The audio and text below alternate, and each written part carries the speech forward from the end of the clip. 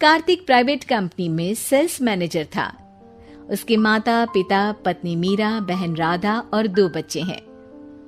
एक दिन मीरा कहती है, कार्तिक, बच्चों के स्कूल में एनुअल फंक्शन के लिए 2000 जमा करने पड़ेंगे।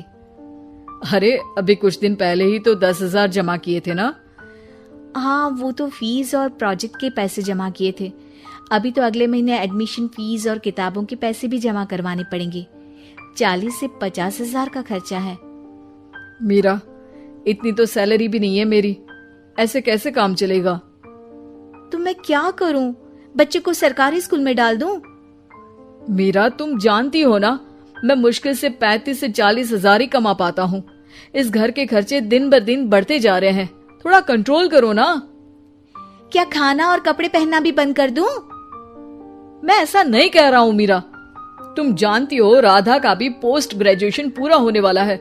घर के खर्चों के साथ उसकी शादी की जिम्मेदारी भी उठानी है। मेरे बच्चों की पढ़ाई से ज्यादा इम्पोर्टेंट राधा की शादी है, तो करो जो मन में आए। मैं बोझ लगती हूँ तो मैं बच्चों के साथ अपने मायके चली जाती हूँ। तुम्हारी सारी मुसीबतें ही खत्म हो जाएगी। मीरा, मुझसे बहस मत करो।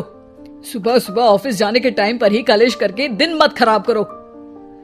इतना बोलकर कार्तिक वहां से चला जाता है। तभी, कार्तिक बेटा, ऑफिस जा रहे हो? मेरी दवाइयां लेते आना। और बेटा, बिजली का भी बिल 2 महीने से जमा नहीं हुआ, इसे भी आज जमा करवा देना।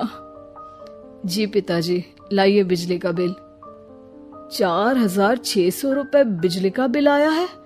माँ, मीरा, राधा, कितना ज्यादा बिल आया है। भैया, ये 2 महीने का बिल है और मैं तो सिर्फ फोन चार्ज करती हूँ।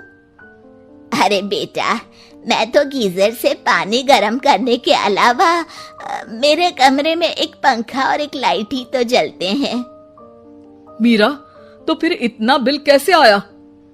हाँ, सारा इल्जाम मेरे पर ही लगा दो ना। भाभी, आप भी तो एसी चलाती हो, उससे भी बिजली का बिल बहुत ज्यादा आता है ना। एसी मेरे मायके से आई है और वो भी अब सबकी आंखों में खटकने लगी है। मीरा, अपना मुंह बंद करो और आज के बाद तुम एसी नहीं चलाओगी। माँ, आप भी अपना पानी धूप में गर्म करके नहाया करो। कार्तिक ये कहकर घर से ऑफिस के लिए निकल गया। घर से कुछ आगे जाते ही उसकी गाड़ी पंचर हो गई। कार्तिक को पंचर बनवाकर ऑफिस पहुंचने में लेट हो गया। बॉस ने कार्तिक को अपनी कैबिन में बुलाया। may I come in, sir? Come in. बहुत लेट हो तुम। सॉरी सर, कुछ प्रॉब्लम्स की वजह से लेट हो गया। मुझे कुछ नहीं सुनना। तुम्हारा टारगेट कंप्लीट हुआ? नो सर, अभी बाकी है। क्यों?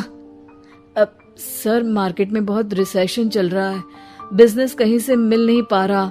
मैं अपनी तरफ से पूरी कोशिश कर रहा हूँ सर। मुझे तुम्हारी कोशिश नहीं चाहिए, मुझे बिजनेस चाहिए। अगर तुमसे नहीं हो पा रहा है तो तुम रिजाइन कर सकते हो। नहीं सर, मुझे इस नौकरी की बहुत जरूरत है। मैं अपनी फैमिली का सिंगल अर्निंग पर्सन हूँ।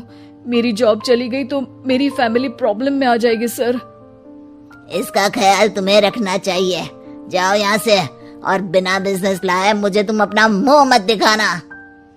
कार्तिक बिजनेस की तलाश में इधर से उधर कड़ी धूप में सारा दिन भटकता रहता है और थका हारा जब शाम को घर आया। बेटा, मेरी दवाई ले आए और बिजली का बिल भर दिया। अब दवाई लाना भूल गया पिताजी, और बिजली का बिल जल्दी भर दूंगा। पर बेटा, याद से भर देना, वरना बिजली वाले बिजली काट कर चले जाएंगे। लीजिए पानी। बच्चों के एनुअल फंक्शन के लिए स्कूल में जमा करने वाले पैसे लेकर आए? अभी सैलरी नहीं आई है मेरा, और अकाउंट में ज्यादा पैसे भी नहीं बचे हैं। तो क्या बच्चों को स्कूल भेजना बंद कर दूं? बच्चे अगर इस साल एनुअल फंक्शन नहीं अटेंड करेंगे तो कोई पहाड़ नहीं टूट पड़ेगा। और अब तुम मेरा दिमाग खाना बंद करो। अरे, आप मुझ पर क्यों चिल्ला रहे हैं? कार्तिक गुस्से में घर से बाहर चला जाता है। अब मीरा रोने लगती है। भाभी, आप रोइए मत, टेंशन लेने से कुछ नहीं होगा। पर राधा, घर के भी खर्चे हैं, कार्तिक के गुस्सा करने से घर के खर्चे नहीं पूरे होंगे। पर मीरा बेटा, लड़ाई करने से भी कोई समाधान नहीं मिलेगा, उल्टा घर का माहौल ही खराब होगा।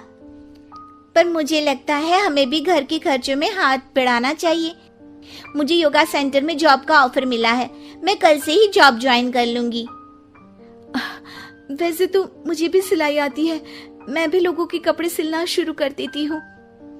हाँ बेटा, मैं भी तुम्हारा घर के कामों में हाथ बटा दिया करूंगी और काज बटन लगाकर सिलाई करने में भी सहायता करूंगी। मीरा, मैं तुम्हारे बच्चों के साथ मोहल्ले के बच्चों को भी ट्यूशन पढ़ाऊंगा। इसी बहाने मेरा टाइम पास भी हो जाएगा।